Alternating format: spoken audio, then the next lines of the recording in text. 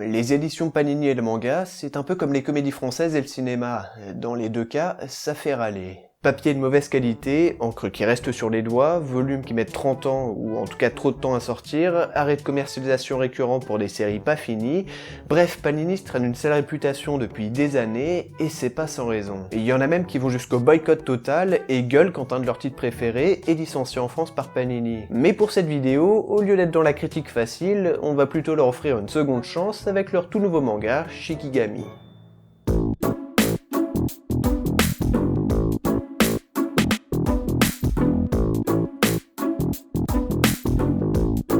Shikigami est donc un shonen de Toshiaki Iwashiro, qui est aussi l'auteur de Psy-Ren qu'il faudrait vraiment que je lise, publié initialement en 2015 et arrivé en France le 11 janvier aux éditions Panini Manga. La série est terminée au Japon en 5 tomes, donc celui-là, on peut s'attendre à l'avoir jusqu'au bout. Alors personnellement, j'aime beaucoup la couverture, mais j'arrive pas à savoir pourquoi, parce qu'en fait c'est ultra basique, même pour les chara design, mais en tout cas, j'aime bien. Dans un parc, 4 hommes sont sauvagement assassinés par une créature machiavélique. Miyoshi, une jeune détective qui vient tout juste de se lancer dans le milieu, motivée mais bordélique au possible, décide d'enquêter officieusement sur cette première affaire, histoire de se faire un nom. Manque de peau pour elle, tout ça la dépasse rapidement quand elle fait la rencontre de Kagami, un dresseur de Shikigami, qui sont des petites créatures parfois classe, parfois toutes choupinou, parfois ridicules, et j'ai eu un peu peur en voyant cette case, mais rassurez-vous, c'est le seul plan culotte de tout le manga, et à deux, ils vont essayer de démonter cette vague de crimes, tandis qu'un mystérieux pouvoir que Miyoshi a depuis sa naissance se réveille soudainement.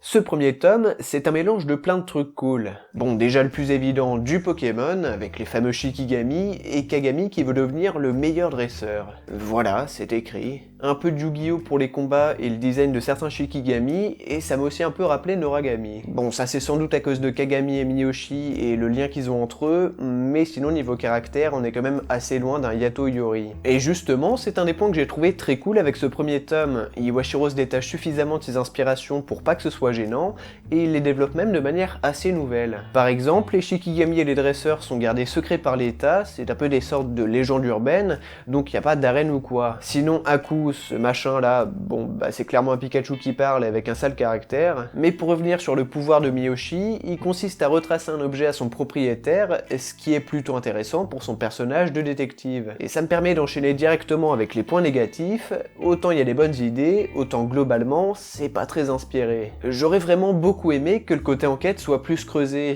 en plus l'univers et les Shikigami sont assez bien développés et proposent des choses assez intéressantes, mais ça revient rapidement sur du neketsu et de la baston pure et dure. Alors c'est bien fait, les combats sont bien rythmés, tout ça, sauf que ça camoufle un peu les bonnes idées que j'ai citées juste avant, et ça donne quelque chose de vu et revu. J'ai aussi parlé des chara design, et là encore c'est assez flagrant, surtout pour la transformation de Kagami. Et ça m'embête, parce que j'ai vraiment bien aimé ma lecture de ce premier tome, mais si on prend un peu de recul, et en plus en prenant en compte le fait que c'est fini en 5 tomes, je vois pas comment ça pourrait aller beaucoup plus loin qu'un simple manga de baston avec des pouvoirs magiques et des Pokémon, et un dragon aux yeux bleus. Pour parler du dessin lui-même, et si on met de côté les chara design, c'est joli, il y a des planches assez fournies, les angles sont variés et le découpage c'est à dynamique ou plus reposé quand il le faut. On voit qu'il y a du savoir-faire derrière, et décidément faudrait vraiment que je lise Psy-Ren. Bref, j'ai quand même envie de vous recommander ce premier tome de Shikigami, la couverture annonce plutôt bien le contenu finalement, c'est pas ultra inspiré mais c'est sympa à lire, et il a même réussi à me faire siffler du nez par moment,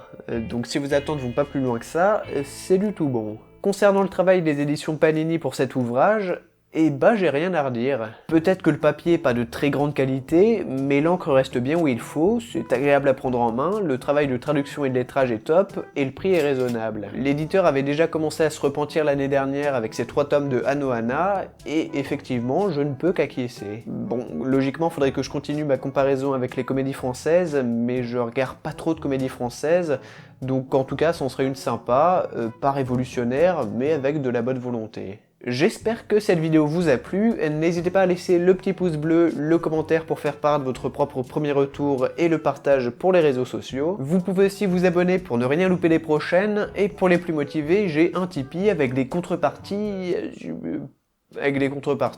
Merci à vous de m'avoir écouté jusqu'au bout, bonne lecture et à la prochaine, ciao.